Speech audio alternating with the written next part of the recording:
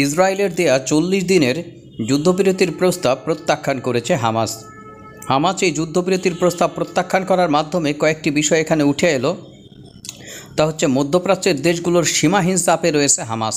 তারপরেও তারা যতটা দৃঢ়তা দেখিয়েছে, যদি মধ্যপ্রাচ্যের দেশগুলো নিজেদের সক্ষমতা বা ক্ষমতা অতিমাত্রায় লোভী না হয়ে তারা যদি একটু রুখে দাঁড়াতো, তাহলে এখানে এই সমস্যাটির স্থায়ী সমাধান হয়ে যেত। আমেরিকার তরফ থেকে ইসরায়েলের প্রস্তাবকে অভূতপূর্ব বলা হয়েছে। আসলে কি বলবো, যেদিন তারা অভূতপূর্ব এই প্রস্তাবের কথা বলেছে, সেদিনই বন্ধুরা এক বিমান হামলায় 3 থেকে 4টি বাড়ি গুড়িয়ে গেছে এবং সেখানে প্রায় 34 জনের মতো মারা গিয়েছে। প্রকৃত সত্য হলো, যখন হামাস এই যুদ্ধবিরতিতে রাজি হবে এবং এক এক করে তারা যুদ্ধবন্দীদের ছাড়িয়ে নেবে, ঠিক তখনই আবার শেষ পর্যায়ে ছাড়িয়ে নেওয়ার পর পূর্ণদমে হামলা শুরু করবে ইসরায়েল। সেখানে আমেরিকার কিছু করার থাকবে না। সামান্য একটি বিষয়কে তিলকে তাল বানিয়ে আমেরিকার পররাষ্ট্রমন্ত্রী অ্যান্থনি ব্লিংকেন সৌদি আরবে দেখাতে চাইছেন যে ইসরায়েলের প্রস্তাবটি দারুণ এবং অ্যাট্রাকটিভ। যুদ্ধ বন্ধ করার পেছনে বড় বাধা হচ্ছে হামাস। তিনি দোষটি হামাসের উপর চাপাতে চাইছেন।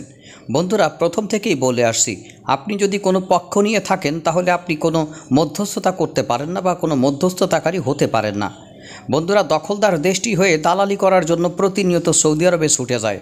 এদিকে সৌদি আরবের মুসলিম ভাইরা বোঝে না তারা কতটা শক্তিশালী। শুধুমাত্র তারা যদি আমেরিকাকে বাগে ফেলতে পারত, তাহলে নিশ্চিতভাবে এখানে দখলদার দেশটি সোজা হয়ে যেত। বন্ধুরা, এই আন্তর্জাতিক সম্মেলনে বা অর্থনৈতিক ফোরামে যে বক্তব্যটি দেওয়া হয়েছে বা সাইডলাইনে সৌদি নেতাদের সাথে অ্যান্থনি ব্লিংকেনের যে সভা হয়েছে, সেখানে কয়েকটি বিষয় সুস্পষ্ট।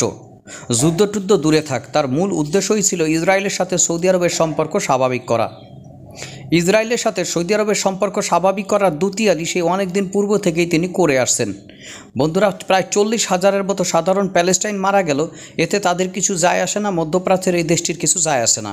এখন তারা সম্পর্ক স্বাভাবিক করার কথা বলে। মানুষের ন্যূনতম পর্যায়ের একটা লজ্জা থাকা উচিত। সৌদি আরব যদি মুসলিম বিশ্বের প্রতিনিধিত্ব করে, তাহলে এই সকলের বিচারের বাইরে এবং যুদ্ধ বন্ধ করা, সাধারণ প্যালেস্টাইনদের বেঁচে থাকার অধিকার, খাদ্যর অধিকার, স্বাধীনতার অধিকারকে অস্বীকার করে তারা যদি দখলদার এই রাষ্ট্রটির বিরুদ্ধে পর্যাপ্ত কোনো ব্যবস্থা নেওয়ার ক্ষেত্রে প্রতিবন্ধকতা সৃষ্টি করে এবং তারা যদি এখানে সমর্থন প্রদান না করে, সমর্থন প্রদানের পরিবর্তে আমেরিকার সাথে একবর্তী হয়ে তারা একটি কূটনৈতিক সম্পর্ক স্থাপনের প্রচেষ্টাকে অব্যাহত রাখে, এর চেয়ে নারক্যজনক ঘটনা আর হতে পারে না। এদিকে এই যুদ্ধবিরতির প্রস্তাব কখন দেয়া হচ্ছে? যখন তারা 6 থেকে 7 মাস আগে বলেছিল যে সম্পূর্ণরূপে তারা হামাসকে 7 দিনে নির্মূল করে দেবে, কিন্তু 7 মাস চলে যাওয়ার পরেও এখন তারা যুদ্ধবিরতির ব্যাপারটি নিয়ে আলোচনা করে। তার মানে এখনও তারা নির্মূল করতে পারেনি।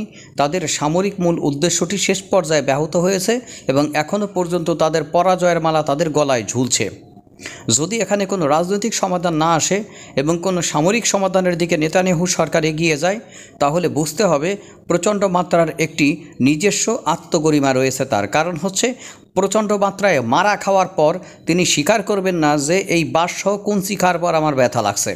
তিনি ঠেলে নিয়ে যাবেন যে অভ্যন্তরীণ রাজনীতিতে সুবিধা করার জন্য প্রতিপক্ষকে এবং সাধারণ জনগণকে দেখাতে হবে, দেখো তোমরা, আমি তোমাদের অধিকার রক্ষা করলাম এবং তোমাদের বিজয় এনে দিলাম। বন্ধুরা, সেটি দেখাতে গিয়ে শেষ পর্যন্ত বিশ্ব থেকে বিচ্ছিন্ন হয়ে সাধারণ মানুষ মেরে তাদের উপরে প্রচণ্ড মাত্রার একটি সামরিক এবং অর্থনৈতিক চাপ যে আসতেছে, সেটি নিশ্চিতভাবে বলা যায়। এদিকে আমেরিকাকে তারা গণেও না, আবার যখন মরার পন্থা হয় বা যখন মরবে অবস্থা, তখন বাপের পা ধরে জড়ায় ধরে। বন্ধুরা, ব্যাপারটি হচ্ছে ঠিক এমন প্রকৃতির।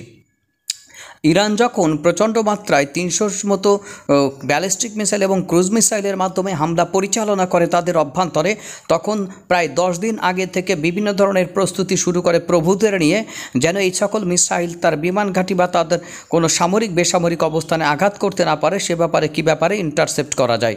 এমনকি একটি মুসলিম বা 3টি মুসলিম রাষ্ট্র এক্ষেত্রে এই দখলদার রাষ্ট্রটিকে সহায়তা করেছে। এই ব্যাপারে আপনাদের দুঃখজনকভাবে কিছু বলতে চাই, আপনারা বিষয়গুলো জানবেন।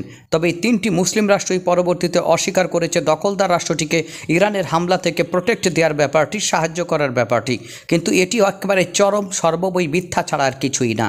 এটি সত্য যে এই 3টি রাষ্ট্র অ্যাকোমোলেটেড হয়ে মূলত ইসরায়েলকে বাঁচাতে চেয়েছে ইরানি হামলা থেকে।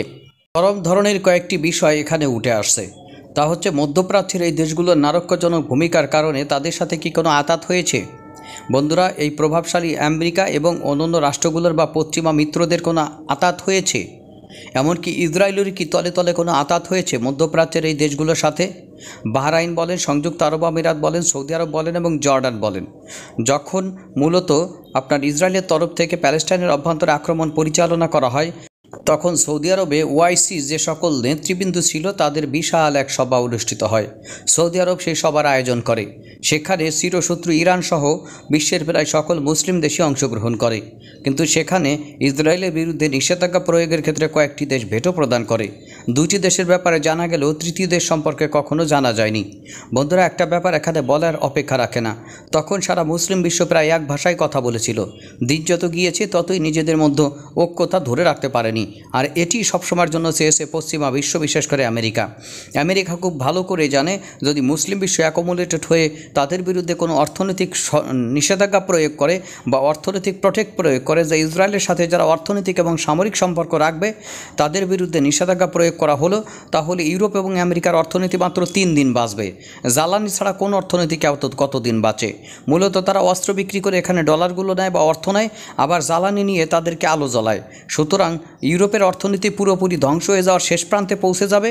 আর আমেরিকা যেহেতু নিজের জ্বালানি উৎপাদন করে, তারা হয়তো বেশি দিন চলতে পারবে, কিন্তু তাদের অ্যালায়েন্স একেবারে শেষ হয়ে যাবে।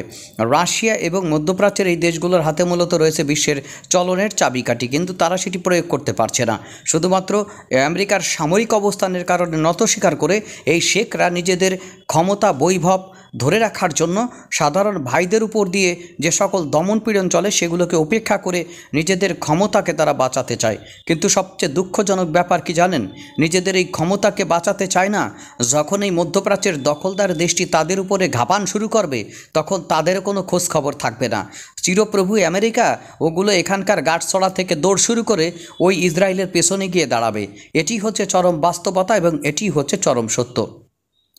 তাই বলতে চাই, সময় থাকতে হুঁশ হওয়া জরুরি। যদি সময় থাকতে তারা হুঁশ না হয়, তাহলে তারা বেহুশির খাতারে যাবে এবং এর মধ্যেই তারা মারা খাবে। বন্ধুরা, চরম কিছু সত্য কথা এখানে এসেছে। আরও কয়েকটা কথা আপনাদের সামনে বলবো। হঠাৎ করে কেন তাদের এই মানচিত্র বদলে গেল? কেন জর্ডান, সংযুক্ত আরব আমিরাত, সৌদি আরব তলে তলে ইসরায়েলকে বাঁচানোর জন্য কাজ শুরু করলো? বন্ধুরা, তারা কখনো মুখে এটি স্বীকার করে না। বর্তমানে ইরানের সাথে তারা সম্পর্ক বৃদ্ধি করার প্রচেষ্টা চালাচ্ছে। অর্থাৎ তারা এপাশেও থাকতে চায়, ওপাশেও থাকতে চায়।